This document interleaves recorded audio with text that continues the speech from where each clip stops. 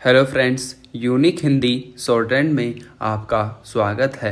Dictation start होगी 5 second बाद। Start. Rajasthani भाषा की एक कहावत का भावार्थ है कि आषाढ़ के महीने में खेती की तैयारियां करने से चूके हुए किसान की हालत उस वानर की तरह होती है जो एक डाल से दूसरी डाल पर छलांग लगाते समय किसी कारण से चूक जाता है। दोनों ही फिर आसानी से संभल नहीं पाते।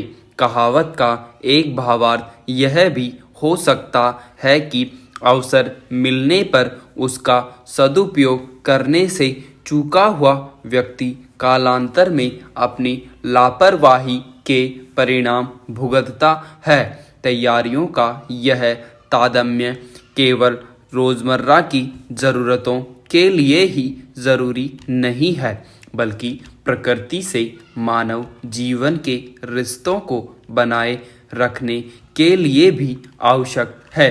हमारी आधुनिक जीवन शैली ने सामान्य जीवन की ज़रूरतों को असामान्य रूप से बढ़ा दिया है।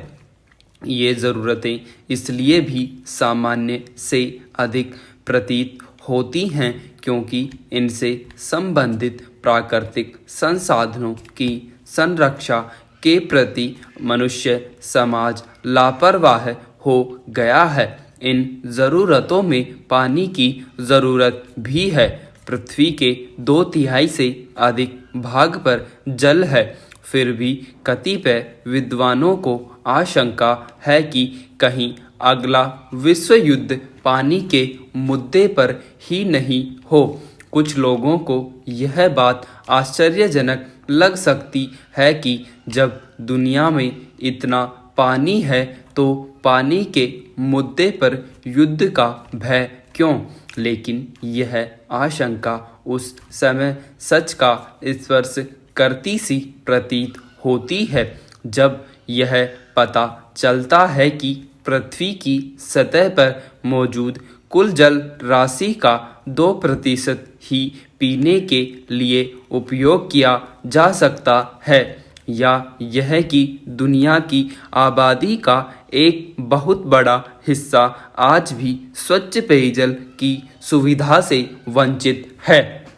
हर साल गर्मी के मौसम में देश के अनेक शहरों में होने वाली पानी की किल्लत इस बात का एहसास तो करा ही देती है कि पानी की कमी सभ्य कहे जाने वाले समाज को किन किन परेशानियों में धकेल सकती है। ऐसे में आवश्यक है कि स्वच्छ पेयजल का भंडारण बढ़ाया जाए और उपलब्ध भंडारण को बचाया जाए। यही आकर प्रकृति और मनुष्य के रिश्ते को सहेजने का प्रसंग महत्वपूर्ण हो जाता है। कहते हैं कि अभी भी प्रकृति के पास इतने संसाधन हैं कि वह सब मनुष्य की ज़रूरतों को पूरा कर सकती है। मानसून के दिनों में आकाश से बरसने वाला पानी मनुष्य को अपने जल भंडारण समृद्ध करने का अवसर देता है, इसलिए मानसून एक अवसर है। भारत में हर साल औसतन 125 सेंटीमीटर बारिश होती है। इसमें से 75% बारिश जून से सितंबर तक रहने वाले दक्षिणी पश्चिम मानसून के कारण होती है। ऐसे में यदि मानसून के दिनों में हम वर्षा जल संग्रहण के प्रति सजग हो जाएं तो साल भर की ज़रूरत के लिए पर्याप्त मात्रा में पानी का संग्रहण कर सकते हैं। पश्चिमी भारत के जिन हिस्सों में अपेक्षाकृत कम बरसात होती है उन क्षेत्रों की परंपराओं में वर्षा जल संग्रहण के प्रति जागरूकता को देखा जा सकता है। राजस्थान के जैसलमेर शहर में एक ऐतिहासिक तालाब है, गढ़सीसर तालाब रियासत काल में मानसून आने से पहले इस तालाब की सफाई का कार्य शहरवासियों के लिए एक उत्सव हुआ करता था। जैसलमेर के शासक स्वयं अपने परिजनों के साथ इस काम में लगते थे। पहली बरसात के बाद इस तालाब में स्नान आदि कार्य करना पूरी तरह वर्जित था। बरसात के दिनों में यह तालाब पानी से लबालब भर जाता था और साल भर लोगों की ज़रूरतों के लिए जल उपलब्ध करवाता था। जैसलमेर के प्राचीन निवासी बरसात के पानी के संग्रहण के लिए इतने सचेत थे कि इस तालाब के पूरे भर जाने पर छलक जाने वाले पानी को संचित करने के लिए उसे एक पतली नहर के माध्यम से दूसरे तालाब तक ले जाने की व्यवस्था कर रखी थी। पश्चिमी राजस्थान में मौजूद बड़े और गहरे प्राचीन कुएं आज भी भारत की प्राचीन वर्षा जल संग्रहण परंपराओं के बारे में बताते हैं।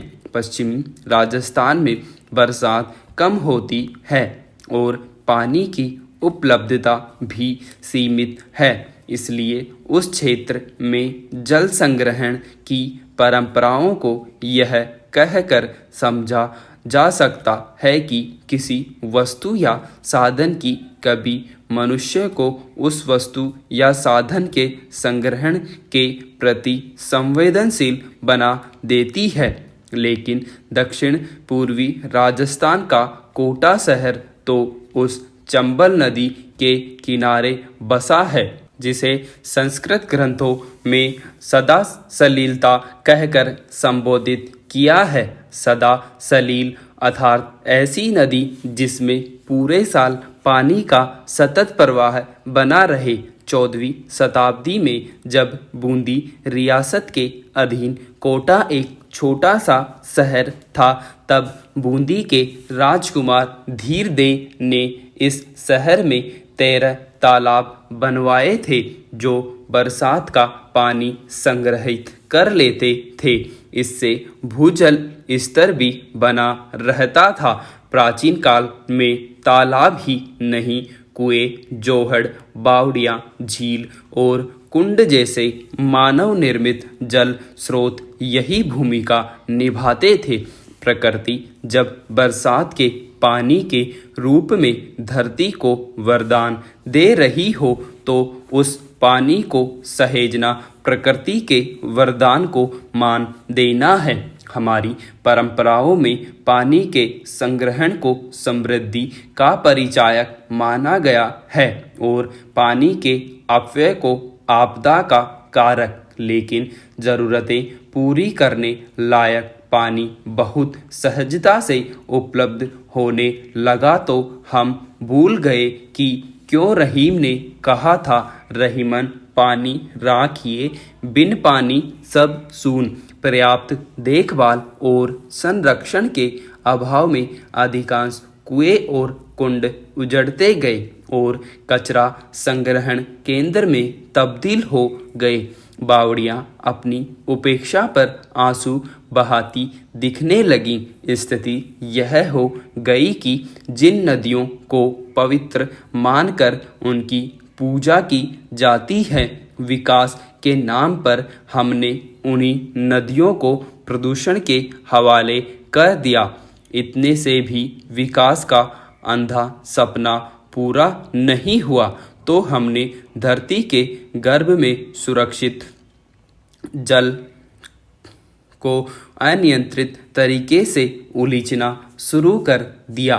80 के दशक में देश भर में नलकूप खोदने की एक होड़ सी लगी।